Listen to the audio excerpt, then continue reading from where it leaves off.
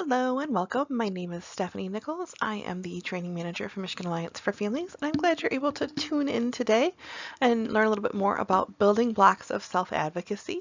This presentation is really intended for family members who support youth and young adults and how to build those self-advocacy skills over time and what we can be thinking about as family members to make sure that our loved ones are using their voice and impacting their lives and building the life that they want. So I'm glad you're here. Let's get started by answering the question, what is advocacy? Before we can talk about self-advocacy, before we can talk about building up those skills, we need to break that down a little bit and look at just advocacy by itself. And in the most simple of terms, advocacy means standing up for yourself or another. Advocates speak up for themselves or others to make things better. To frame your thinking a little bit, as parents, we're often our child's first and best advocates. And we need to learn how to be as effective as possible as advocates. If you're looking for tips for your parent advocacy, we do have a video called Skills for Effective Parent Advocacy in the video library also. The nice thing about these advocacy tips, if we're looking at self-advocacy or we're looking at parent advocacy, is that these are skills that we're going to talk about today that you can use across your life. You can use it at the grocery store. You can use these skills with your parents. You can use them with your kids. You can use them in public education or vocational rehab or community mental health. You can use them when you're receiving health care, when a loved one is receiving health care. That these advocacy tips can be used in all sorts of different environments. When we're looking at those skills, when we're looking at self-advocacy, we want to think of a person that speaks up for themselves. So when other people make decisions for you or without you, decisions aren't going to meet your needs. They're not going to build the life that you want. Whether you have the words to express what you want or reliant on actions or other methods of communication, you want to have your voice shaping your life. And self-advocacy helps people get the outcomes that they desire. Self-advocacy becomes necessary as a person grows from a child to an adult in order to succeed in the world. It allows them to ask for what they need and want and take responsibility for the decisions that they make. If you have no voice at the table, you're not vested in what happens. If you have no voice at the table, you're not responsible for what happens or what decisions are made. Your voice needs to have impact on your life. And that's why self-advocacy is so important in empowering people to make their own decisions and influence their own decisions. Let's take a moment and just talk about why self-advocacy is important. There's lots of students with IEPs that leave high school without knowledge of their disability. They don't know what their accommodations were. They don't know what was in their program. They don't know they have civil rights within the education system or civil rights within other systems. These are things that are essential for youth and young adults to be successful going forward, that there's absolutely research-based evidence that indicates that the ability to self-advocate is one of the predictors of post-school success. That when young adults can self-advocate, they're better equipped to take on life's challenges. I think it's really tricky for us as parents to transition from being an advocate to being a supportive ally. That we need our young people to develop these skills and to have the opportunity to practice and try out self-advocacy. And they need adults that are willing to engage and listen and give those opportunities to practice. As parents, we've been advocating for our kids and trying to make sure that their needs are being met and that we're representing them. And it's hard to step back and say, how do you want this to look? What do you need this to do? What is your input? And make sure that your child has the opportunity to practice all those self-advocacy skills, to practice being their own advocate.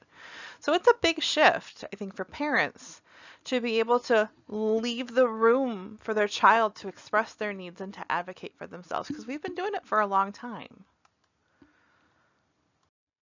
And we've been making decisions about things like what they want, what they don't want, what their future is going to look like. Those are things that as loving family members, we have tried to influence and tried to communicate and try to make sure that it's built into their lives. We need to make sure that the individual is using their self-advocacy to say what they want, what they don't want, what happens in the future. And that doesn't mean it's a verbal voice. That means it may be multiple modes of communication and multiple ways to express preferences of what they want or what they don't want or what they want their future to look like. But finding those methods to make sure their input is heard is going to be important. And what that looks like is unique to each family and each person. What's important is that we're making space for youth and young adults to provide their input, that they have the chance to say it, that they're practicing it so that in adulthood, they know how to do it. Agencies providing support and services are going to focus more and more on the youth and young adults' strengths, preferences, interests, and needs, their SPIN, strengths, preferences, interests, and needs. That's how they're going to build a life. That's what they want their life to look like, because it's their life and it's their future. When we're thinking about what they want to do to have fun, how they want to spend their money, where they want to live, who they want to live with, what goals they have, what kind of job they want to have, what supports and services are needed for them to be successful in these areas, control over body and health, and then healthy relationships and what those look like and how they're making those decisions. I know a lot of these are challenging for us as parents to relinquish control. That I know I definitely made some errors growing up in a lot of these areas, and I needed to test the waters, and I needed to learn from mistakes, and I needed to have that dignity of risk to explore what I wanted and figure out what I didn't want. And I think that's really important when we're thinking about our young adults with disabilities as well, that they need to have the opportunity to practice their own skills and figure out the life that they want to have that life in adulthood as well. All right, I hope we have a concept of where we're starting from, that we're starting from talking about advocacy and we're talking about self-advocacy for our young people. All people do not have equal abilities and opportunities to self-advocate. Whether you have a disability or not, that advocacy is going to look different for everybody. Just because somebody with a disability can't speak doesn't mean they have nothing to say. We know they do. It means they communicate in a different way, and those who support them have a responsibility to provide opportunity and a willingness to listen. So we want to make sure that every individual is having practice to use their voice to shape their life. Beginning to think about self-advocacy as a set of skills to be learned and opportunities to practice is kind of how we want to think about it today. And I'm going to cover these 6 ideas for building skills and opportunities for youth and young adults to grow in their self-advocacy. We're going to start with knowing their disability, knowing their team, having information organized and available, expressing their thoughts and information, knowing their rights, and resolving disagreements. For resolving disagreements, we're going to focus in on special education because that's where my expertise lies. But again, a lot of these tools, a lot of these strategies are things you can do in different systems across the board, in different phases of life, with different needs. There's always going to be methods to resolve disagreements that we want to think about.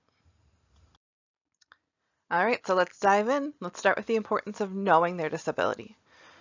I know there are parents out there who are reluctant to talk to their children about their disability, and I understand this. We don't want to label our kids, we don't want to limit them, we don't want to put them in a box. I think for most children, they know that they're different from their peers, and they know that different things are happening to them, and they may not know why.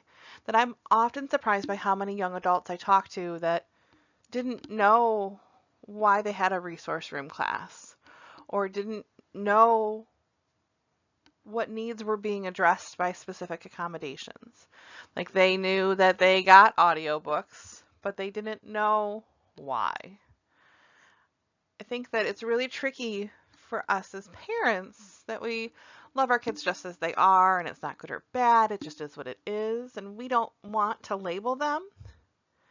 But I think for individuals, addressing it straight on can be a part of what it is. and be a part of better knowing themselves so that they can better advocate for themselves in the future. That if they know they have a disability and they know how it impacts them, they're able to communicate that. And that makes a big difference where you can talk about how it's shaping you and what you need to have happen. If I don't know about my disability, I can't advocate to meet my needs. And I think this is something in my house, we've done this from a very early age, that we started talking about what the disabilities labels were and what that meant. And we did things like photo books or one-pagers when we were starting new school years, even in elementary school, that explained in first grade terms, third grade terms, whatever year we were in terms, to peers what that might look like and what it would look like with my specific child. So if autism means that you need to have a routine and need to know what to expect, then those are things that are important for the individual to know about their disability.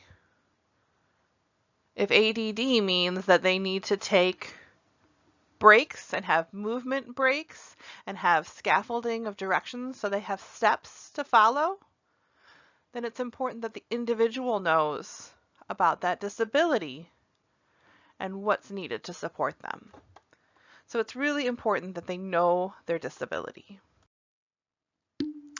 We all long for the chance to create a life around what we're good at, what interests us, and our preferences.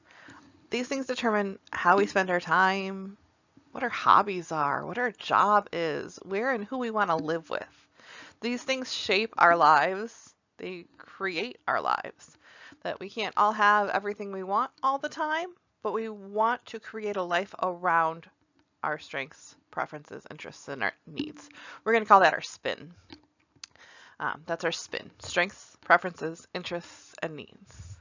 We want our chance to put our own spin on our lives, and we want to make sure that our loved ones have their spin on their lives. We really want to think about what they would want to do and then make sure they are ready to have that conversation about what their strengths, preferences, interests, and needs are, and to share those with other people to be able to shape what their life looks like. And when it comes to needs, I think that's really challenging for young adults to talk about what they need. It's not about saying what their medical diagnosis is. They don't need to say, I have Down syndrome, I'm autistic, I have ADD, I have cerebral palsy. They don't need that label. They don't need to say that piece. They need to say what services or accommodations they need based on their disability. And that's a totally different thing. It's the actual result, not the label, not the diagnosis. So I have a friend who was seeking services from community mental health, and her son was in his early 20s. And with her support, he was able to tell them that he wanted to be able to go out and have fun without his parents, which is, I think, something that most 20-somethings want to do. Then, based on his disability, they could identify what support he needed from a staff person to allow him to do that. So for him, reading is difficult, and he needed support to read, and he needed support for writing and math. So things like reading a menu, calculating the tip, writing the tip on the receipt, and adding the total were all things he needed help with based on his disability. So those were his needs. Those were the things he needed help with. The core diagnosis of why reading was difficult is not the need that he needed to communicate. That he needed help to support reading, writing, and math is what needed to be communicated, and then what that looks like and how that happens. So when we're building a life around our strengths, preferences, interests, and needs, we're able to have support out in the community, enjoying life with things we're interested in, with someone that's there to support for things like calculating a tip, or we have assistive technology to support with things like calculating a tip. But we're able to define what the needs are and figure out how to meet those. Most of you are probably familiar with the special education system, that we may already be eligible and have an IEP. We may have already been receiving services for many years.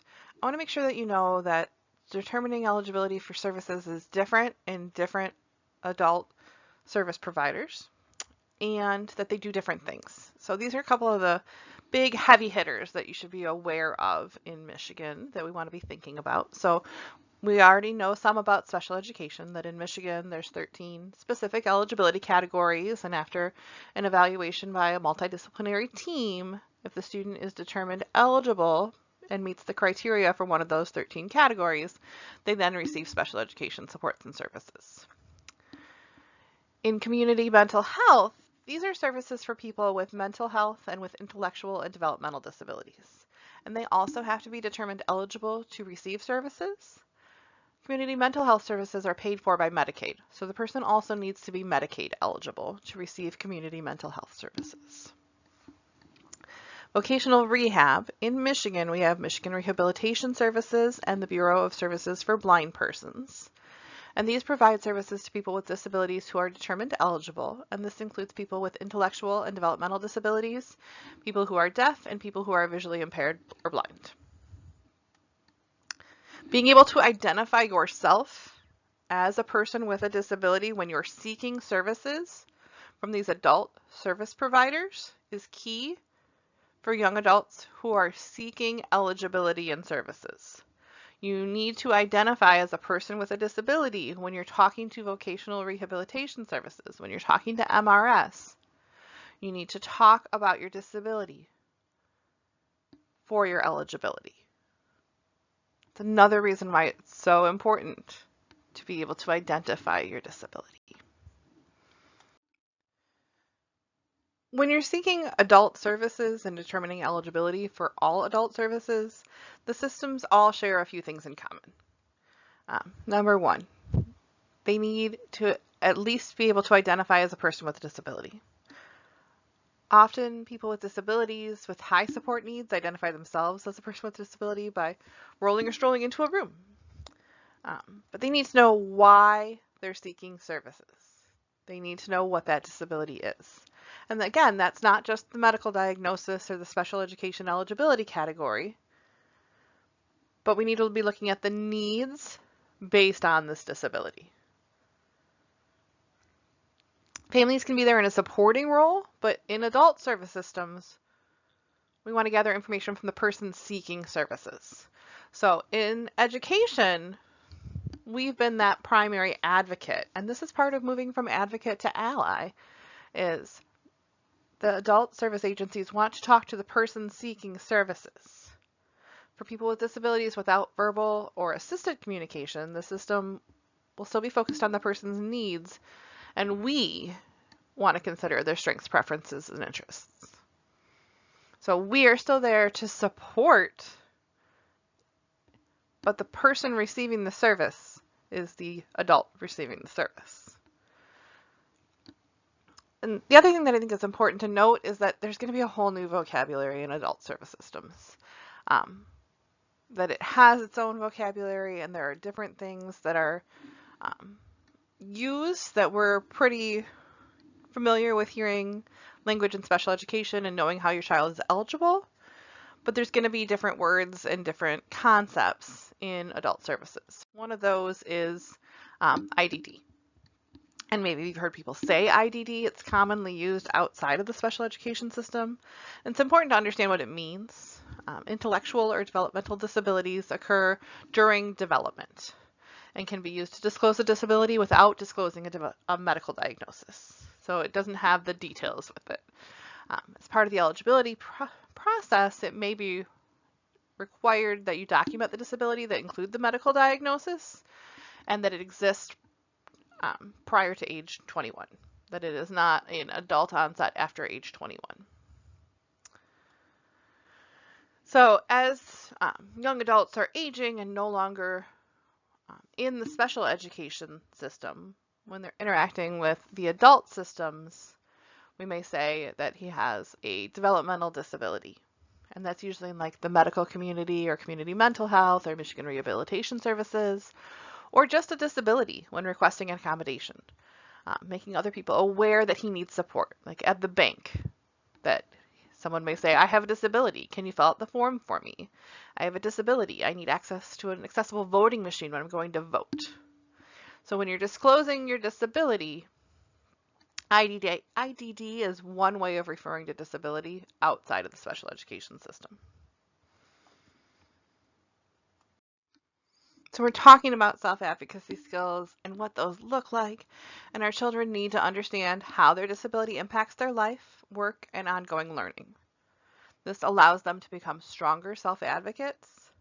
It's a process that takes time, and it's never too late to start to help your child understand their disability, what it looks like, and that it looks different for every child. That their medical label does not determine what their disability looks like for them. So, understanding how their disability impacts daily life, work, and education, then they can successfully self-advocate. In becoming a strong self-advocate, it's also important that your child understand the team they are working with. At Michigan Alliance for Families, we're experts in special education. So I'm going to start with familiarizing you with the team of the Individualized Education Program, or IEP. If your student has an IEP, that means there is a team and a document. There's lots of information on our website specific to IEPs and self-advocacy, and those documents can help prepare youth or young adults to meaningfully participate in their IEP meeting. I would encourage all youth and young adults to participate in at least some part of their IEP meeting and to know what's in their document. That knowing they have a team, they are a member of their team, and they have a document, and that there's supports in the document and it's meant to help them are essential starting points, I think. Also, just FYI, if someone receives services from community mental health, there's a team and a document. The team may be smaller than an IEP team, but there is still a team that is in place, and there absolutely is still a document. If someone receives services from vocational rehab, there's a team and a document.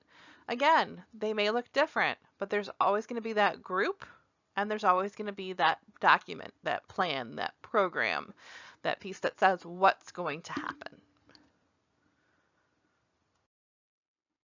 You heard me say that students should attend their own IEP meetings. That's going to look different for every student, and that's going to look different based on their age and what their abilities are at that point. When they start attending really does depend on your child. Some students begin attending their IEPs in elementary school, and others don't start until high school. And I think that wherever that starting point is, you want to make sure you're preparing them to participate in the meeting. So if the first time your student comes to their IEP meeting, they just come at the beginning and talk about their strengths, or use visuals to represent their strengths, or share things that they're passionate about, that can be a really great starting point for being a part of the team. You can also talk with your student in advance about things that they're worried about, or things that help them or don't help them, things that hinder them. What's helpful? How do we make sure that that's integrated? Let's make sure that we can talk with the team about your concerns also. And then maybe you guys make the list together, but you're the one that talks about it. And over time, they're seeing you do it and you prepare, and then they're starting to do it as well, where they may talk about their concerns. They may ask questions. That a full IEP meeting can be really boring if you're 7. You may not want to attend the whole meeting. You want to choose those key points where you're starting to attend. And there is a great resource for student involvement in the IEP at Iris Center. I do want you to remember the IEP is all about the student. That the student is the I, the individualized program. So getting their input in what there should be in their program, it makes the big difference. It makes the program that works for them and is addressing their needs. This is a list of required team members. One person may meet the requirements for more than one member, like the special education teacher could also be able to interpret evaluation results, so people can wear multiple hats, basically. It's important to consider whether a student knows everyone who's attending their meeting and why they're there and how to reach them after the meeting. So doing introductions is another good method to start attending the IEP meeting. If the student already knows the teacher and the speech therapist and the general education teacher and the principal, maybe the student can introduce those people. And then the people that they don't know yet that may be there could introduce themselves. So understanding that people who attend the team meetings have a role in delivering services is key to understanding when developing plans in special education or in other adult service systems. So you want to know why they're there and what their role is, why their voice is important, why they're a part of the team, and then how to reach them and how to ask them questions. So I think those are great starting points for looking at team members in special education or in other adult service systems, that those same questions are going to be useful in any of the systems. Who are you? What's your function? Why are you here? What's your role? And then how do I get in touch with you in the future? I'm going to provide you with the basic overview of an IEP. There's lots of parts to the IEP. I'm just going to focus on the ones we refer to as the 4 cornerstones of the IEP. And that starts with the present level of academic achievement and functional performance. This is the current snapshot of right now. It should be a full picture of your child, their strengths, their weaknesses, what helps or hinders their learning, objective data. We want to have a full picture of right now. That picture of where the student is currently and that data that represents where the student is currently leads to the skill or behavior the student is going to learn in the upcoming year. That's the goals and objectives. Those are specific, measurable things the student will learn, skills or behaviors.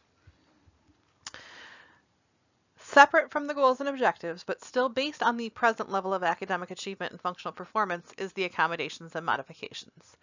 These are ensuring access. These are making sure the student is able to participate meaningfully in the content or in the activity. So this is not a skill or behavior that is being taught. This is a accommodation or modification is provided to ensure the student has access. All of those lead to what our program and services are. So how the goals are going to be taught, who's going to be responsible for making sure the accommodations are in place, how frequently the time with an auxiliary staff member is going to occur. That's the programs and services section. These 4 cornerstones of the IEP are the big pieces that build the program. So we know where the student is at, what they need to learn, what needs to be in place to ensure they have access, and how we're going to do it. That programs and services piece is the how part. I also think it's important to consider the 3 areas of school life that IEPs cover to ensure that a child with a disability is successful. These are general education curriculum, extracurricular activities, and non-academic activities. And the general education curriculum is that information that's being taught in the classroom. As parents, I think that's what we usually think of first. Extracurricular activities happen after school. They're sponsored by the school, and there's usually a school employee running those activities. So I would think about clubs or sports or different things that happen after school. Maybe that's the yearbook club or the theater club or the kindness club or track or swimming or football. And then non-academic activities are those non-academic times of the school day. That would be like getting into the school from the bus, getting home on the bus, passing in the hallway, field trips, lunch, recess, all those pieces that are not in that structured classroom time, but are a part of our functional school life. And that's part of that functional performance piece. It's important that both parents and students have a voice in how the student is going to be supported in all 3 of these areas. As our children move into middle school and high school, they may have more important perspectives that need to be considered, especially around extracurricular activities, the things that they're interested in, the things where they're going to find peers that are also interested in those activities. That's where they're going to make friends. That's where they're going to be able to build out the things they're going to be interested in life. That school provides you this great opportunity to explore all these things that you don't have another opportunity to do that, especially not for free or cheap for extracurricular activities. Also, non-academic activities, I think, are really important to hear your students' voice and for them to use their self-advocacy skills. That we want to have their voice, we want to have their impact and their perspective on what passing time looks like, what lunchtime looks like, what recess looks like, what things are working or not. And then I think we always want their voice in the general education curriculum, but I feel like that's a lot of the time that we spend focusing as parents. And I think for our students, for our young adults, extracurricular and non-academic activities are more important to them, and we want to have their perspective and their influence on their plan. One of the things that also happens within the IEP is that the IEP team needs to begin planning for what's going to happen after high school. This planning process is called transition, and the student must be invited to attend their IEP team meeting if the purpose of the meeting is to consider post-secondary goals and transition services. We do need to start talking about careers with all kids with and without disabilities in the 8th grade. We look at educational development plans to be in place by the 9th grade under the Michigan law. So the EDP, the Educational Development Plan, is worked on during the 7th grade and 8th grade year. That's the first thing that we need to start with to try and see where we want to be headed. Starting the transition process for students with disability can begin before age 16, and all the parent or student has to do is ask to start transition planning. So it's required at age 16. And if we're working with 14-year-olds to think about what they want, maybe we want to think about starting that transition process for students with disabilities at age 14 too. So no later than the IEP covering the child's 16th birthday, we have to start talking about transition planning, but that can happen earlier, and the parent or student needs to ask to start that process earlier. That transition planning process is these pieces that you see on your screen. So this one isn't linear, so I'm going to start with age-appropriate transition assessments, which look at strengths, interests, preferences, and needs. Measurable post-secondary goals. Education or training, employment, or independent living. Where does the student want to be headed? What do they want their life to look like? What is that going to look like in education, employment, and independent living? Those things are going to determine your course of study, which is how you're going to meet the Michigan Merit Curriculum, if you're going to use a personal curriculum, if you're working towards a certificate of completion, what that course of study looks like, what the classes are that need to be included, what other learning experiences are included.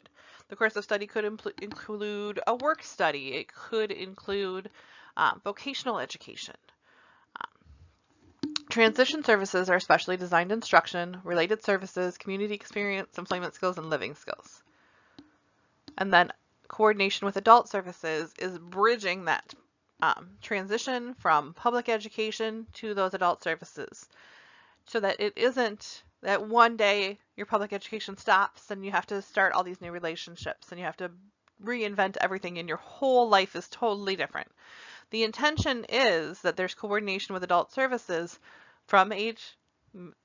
required from age 16, possibly from age 14, so that they are coming together to build the plan for the student to use their voice in the plan, and for there to be a smoother transition from education to adult services. So they should be involved in that process. So the key places for the voice of the student in this is really in what their spin is, what their interests are, how we're capturing that information with those assessments, and then those measurable goals, those measurable post-secondary goals, where they want to be headed for education and training, employment, and independent living. These are key areas for self-advocacy to make sure that you are having impact as an individual on what your life is going to look like. So when we're talking to our 14, 15-year-olds, 16-year-olds, we want to talk about what they want their future to look like and then how we communicate that. So we know that youth and young adults need to understand their disability and how it impacts daily life, work, and education. And we know they need to understand how their IEP is developed so they can successfully self-advocate. So Those are the tools that come together in your IEP so that they are able to use their voice and practice self-advocating with their team. And again, that team with the IEP is a bigger, easy practice team. We're going to have teams in adult services. We're going to have teams throughout our life that are going to have a team and a document, a team and a document. So we want to make sure that your child is able to practice with their team and their document with their IEP. All right, so next up is having information organized and available. We've talked about the importance of knowing their disability and knowing their team. Next up is having information organized and available. This one is tricky because what works for you doesn't work for me, and what works for me doesn't work for my child, and what works for you doesn't necessarily work for your child. So figuring out how to make this function is sometimes really challenging. The reality is, when it comes to paperwork, all systems have paperwork. And all paperwork needs to be in an organized fashion in some way to be effective in any situation requiring advocacy. So all service systems, you have to be determined eligible. There's evaluations, there's records. Once you are determined eligible, there is some sort of plan. That team we just talked about develops some plan. For special education, it's an individualized education program. For CMH, it's an individual plan of service. For MRS, it's an individual plan for employment. Some sort of written plan exists that we need to have organized in some way. You're also going to need to take notes during meetings and phone calls. And maybe that's a paper notebook, maybe that's an electronic file. There's going to be email messages, email attachments, and text messages that you may need to save. There is a variety of paperwork in all of these systems, and there needs to be a method to be able to access that paperwork moving forward. That's why organization is important. Parents may or may not have an organizational system for keeping track of paperwork and meeting notes. If the parent has a system, that system is probably a good place to start. But I would also get the input from your kids, because I know that joke when we were kids was that we were going to program the VCR. Now our kids are accustomed to organizing information electronically. So maybe they're going to do that on the computer, and they're going to use OneDrive, or they're going to use the cloud where they can get to all of their data from anywhere. But I would get their input of what system may work for them, and then I would work together to try and set up the system that can work for both of you. So when you're setting up these systems, it's important to think about the service systems they will be involved in the future, and what organization or information is needed. So setting up an organizational system for schoolwork is a great way to begin to teach this skill. That you could start with a transition activity, developing an organizational system for the kinds of documents related to receiving services. And that could be with your IEP, that there could be deciding where you keep it and how you keep it as a transition activity. And then when you're engaging with new systems, with new adult service providers, maybe that's CMH or vocational rehab, developing that portion of the organizational system. And this can happen regardless of the child's engagement, whether or not they see the value or the extent of their disability. It's a way to begin thinking of organization of important information so that they're able to find it in the future. So teaching the system can literally be a transition activity.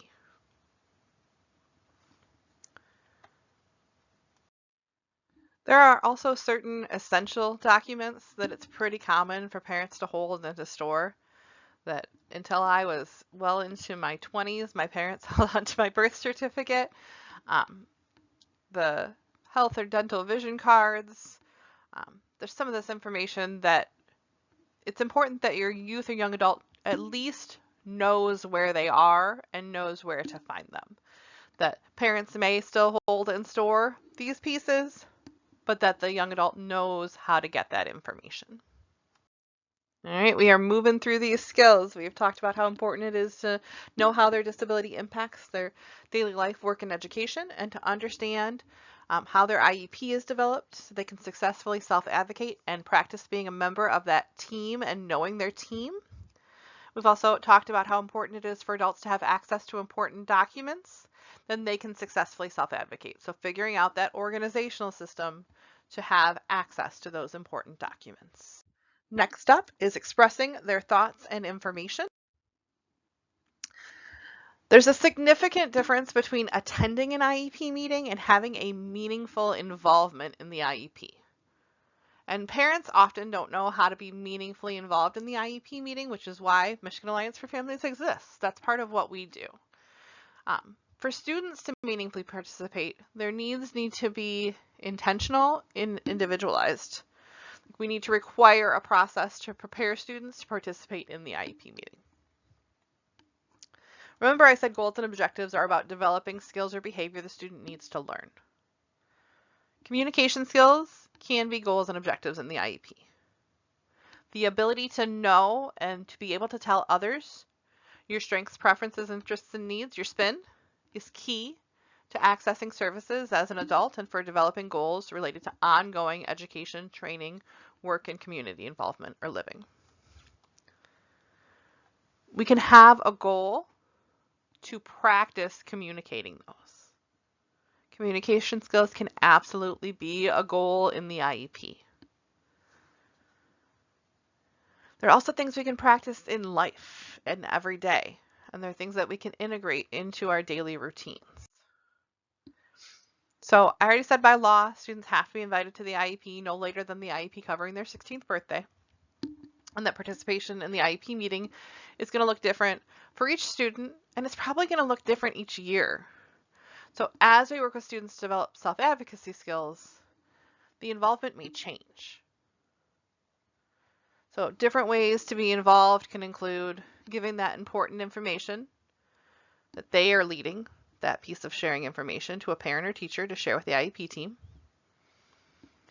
Reviewing the results with a parent or teacher, knowing what's in their IEP. Coming for a few minutes rather than attending the whole meeting.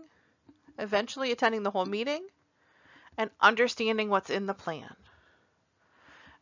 And then a student-led IEP is fantastic as possible, and it's possible results after building all these other skills. That we can't jump straight to a student-led IEP.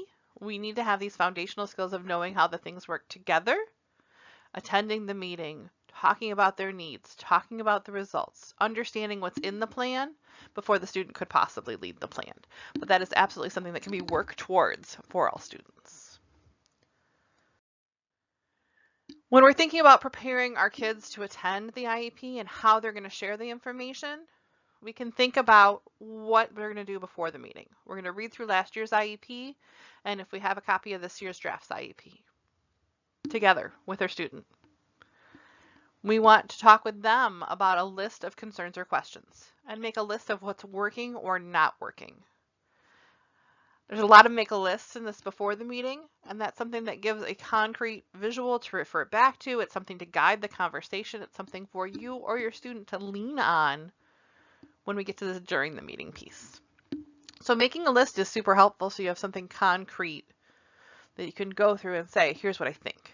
So making a list of needs or skills they want to focus on. Not what you want them to learn, not what the teacher wants them to learn, what they want to learn. And then practicing what they're going to say, giving them the opportunity to rehearse. Maybe they're going to use assistive technology to help them. Maybe they want to say it with visuals. Maybe they want to program it somewhere. There's all sorts of different ways to communicate what is being shared, but we do want to practice how we're going to share it so that during the meeting, they can ask questions from their list. They can ask questions about anything they don't understand, and they can share all those lists that we were talking about, the list of needs, the list of skills they want to learn, the list of questions. After the meeting, we want to read through the proposed new IEP and see if it's meeting those needs, and then discuss the IEP with the parents to talk about any questions, comments, or opinions. They can also discuss the IEP with their teacher and talk about those things. But I think we are a great starting point for after the meeting to making sure the program makes sense for the student. So we talked about knowing our disability and we talked about knowing our team and how things are developed within the team, how to organize our documents, and then how to share our information. And we talked about all of these within the framework of the IEP within special education, where we can practice this skill. The next skill we want to talk about is knowing their rights. There are 3 laws that protect children and adults with disabilities from exclusion and unequal treatment in schools, jobs, and community. They are the Individuals with Disabilities Education Act, IDEA. That's our federal civil rights law that protects students within special education who are eligible. So there's rights for the students and rights for their parents. The Rehabilitation Act of 1973, Section 504, is a civil rights law that prohibits discrimination against people with disabilities in any program that receives federal financial assistance. That is not limited to education. That is any program that receives federal financial assistance. And the Americans with Disabilities Act, ADA, is a civil rights law that prohibits discrimination and guarantees that people with disabilities have the same opportunities as everyone else to participate in the mainstream of American life. Your rights are based in these laws. So when you're looking for more details about your rights, these are a fantastic place to dive in. What rights do is give you protection when interacting with your federal, state, or local government. So, public education, including special education, community mental health, vocational rehabilitation services, MRS or VSBP that we were talking about earlier. They are all required to provide a document explaining your rights, and you need to be able to find that document. So, they are all required to explain your rights to you, to have that document so that it makes sense. Knowing your rights is essential, and you have the right to have your rights explained to you in a way that you understand. So somewhere in each of these systems, it's documented that you receive information about your rights. Typically, that's going to be when you start receiving services, and then usually once a year when you're updating the plan. One of the complicated pieces is that these different systems call your rights different things. So in special education, rights are procedural safeguards. In community mental health, you have recipient rights. And in vocational rehab, you have customer rights and responsibilities. So no matter how they're labeled, the important thing to know is that you have rights and you have the right to have them explained to you. So if they don't make sense to you or they don't make sense to your young adult, that's a question to ask and have that clarification and have that discussion so that they're explained in a way that does make sense. In order to have the protections provided under those 3 federal laws, you have to disclose that you're a person with a disability. That disclosure provides the legal protections. This applies mostly to work and to needs you would have at work. In education or special education, the disability is already known, and you're given a copy of your procedural safeguards. You don't have to self-identify. You don't have to disclose your disability because in special education or education, that information is already there. When you exit the public education system for ongoing education, college, university, trade school, if accommodations are needed, then there is a need to disclose to the disability office. There is a need to disclose the disability to request the accommodations. However, anytime before you're disclosing, a person with a disability needs to think about with whom and why they're disclosing and what needs to be shared.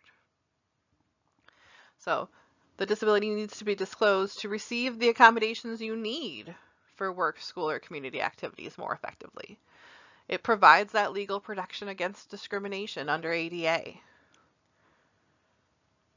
And it's needed when you're seeking services. We talked about CMH, we talked about vocational rehab services. You need to identify as a person with a disability. You need to disclose that disability information when you're seeking those services.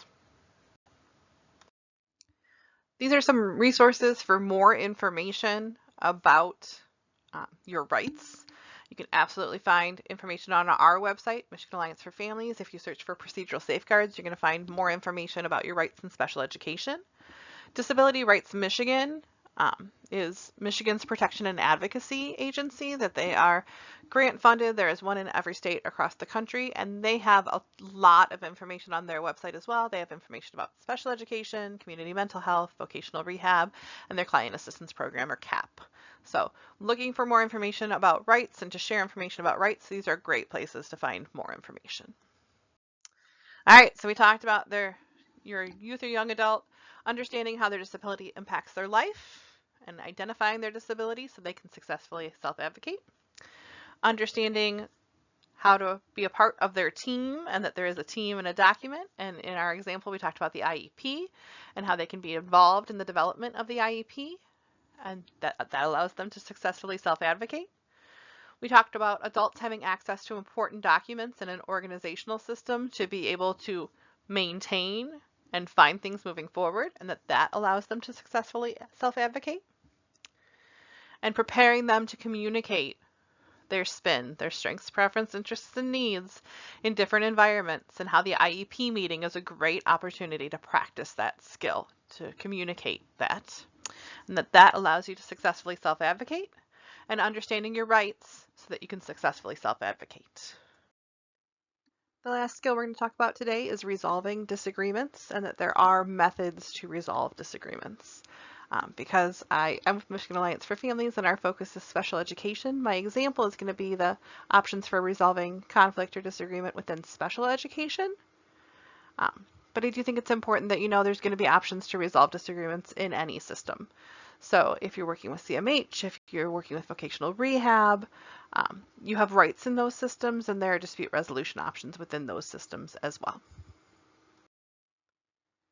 There are 5 tools for resolving disagreements in special education. We're going to just go through them briefly. There is more information on all of these on our website, and there are videos about many of these as well.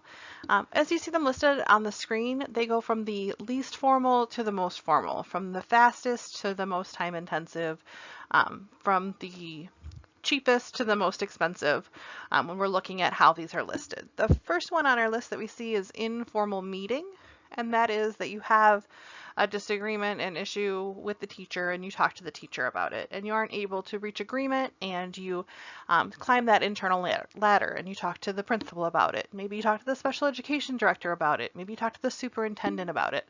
All of those are informal meeting options where you're trying to solve the problem as close to your student and as directly as possible. The next option listed here is to review or revise the IEP or to have a facilitated IEP.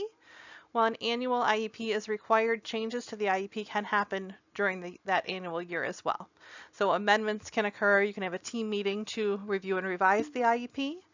A facilitator can be invited to that meeting. So the facilitator is an impartial third party. They can be provided by Special Education Mediation Services here in Michigan. They're a totally free service, also another grant-funded initiative like we are. The facilitator is not there to represent you or the school. They're an impartial third party that's there to help when communication is breaking down or trust is breaking down, where they can kind of host the meeting and help everyone come together, make sure all parties are heard and all topics are covered. That same service, Special Education Mediation Services, also provides mediation. Option number 3 or tool number 3 listed here on your screen. Mediation, again, is voluntary for you and the school to participate. If everyone agrees to participate, discussions in mediation are confidential. A mediation agreement could be reached. If that mediation agreement is reached, that's a legally binding agreement. So that is something that the mediator is able to help the parties come together. Again, they're neutral. They're going to figure out possible solutions and help everybody come together to find solutions to the disagreement. Typically, mediation occurs in less than 30 days, and again is free from the grant-funded initiative Special Education Mediation Services. A state complaint you file with Michigan Department of Education. It is a complaint that there has been a violation of a special education rule or regulation. So in the state complaint, you can use their form, which is available online. It's not required, but it does make sure you have all the information that you need to have included. You file the complaint. They typically investigate it from a distance. That's not a COVID thing or anything, that they usually investigate from Lansing, from Michigan Department of Education, and they will look at the paperwork. They will do an interview with you. They'll do an interview with the school, get all of the information, and then they'll issue a decision if it's compliant or non-compliant. If the school is found non-compliant, a corrective action plan may be put in place. And then the last option here is a due process complaint, and that is the most formal of these options. That is the most like court, where there's an administrative law judge assigned, there's evidence, there's testimony. The school will have an attorney. Parents can consult an attorney, but that is that more formal, longer process. We do have full videos on state complaints and on due process complaints, so if you're looking for more information on those, I do encourage you to check those out. Again, just a few resources. Feel free to visit our Michigan Alliance for Families.org website, look up dispute resolution or the video Working Together When We Disagree. Special Education Mediation Services is mikidsfirst.org, and they do provide that free facilitation and mediation all across Michigan. We talked about if a youth or young adult understands their disability and how it impacts daily life, work, and education, that will help them successfully self-advocate. We talked about understanding how their program is developed and how to share their spin, their strengths, preference, interests, and needs will help them successfully self-advocate. We talked about how important it is that adults have access to their important documents, that they know where they're held, where to find them, and they have an organizational system that they can continue, possibly with support, to utilize, and that's going to help them successfully self-advocate. We talked about preparing them to use their voice and have their input in their program or plan meetings. We used the example of the IEP meeting and how that's a great space to practice successfully self-advocating. The importance of understanding their rights and how knowing you have rights and what your rights are, then they can successfully self-advocate. And then the formal process of resolving disagreements, that there are options there, that are options in place. When you need more support, when you're at a disagreement, having a disagreement, you can't reach an agreement, there are options in place to address those situations. I hope this information was helpful. I hope these are skills you can practice with your youth and young adults and build up their self-advocacy skills. As you have additional questions, do not hesitate to reach out to your regional parent mentor at 800-552-4821. You can also email us questions at info@michiganallianceforfamilies.org, and there's tons of information available at your fingertips 24 hours a day on our website, michiganallianceforfamilies.org. We are glad you were able to join us today. Please do not hesitate to follow us on Facebook, Twitter, Instagram, or check out additional videos on our YouTube channel. Have a great day. Thanks for coming. Michigan Alliance for Families is an IDEA grant-funded initiative of the Michigan Department of Education, Office of Special Education, and Michigan's Federal Parent Training and Information Center, funded by the U.S. Department of Education, Office of Special Education Programs.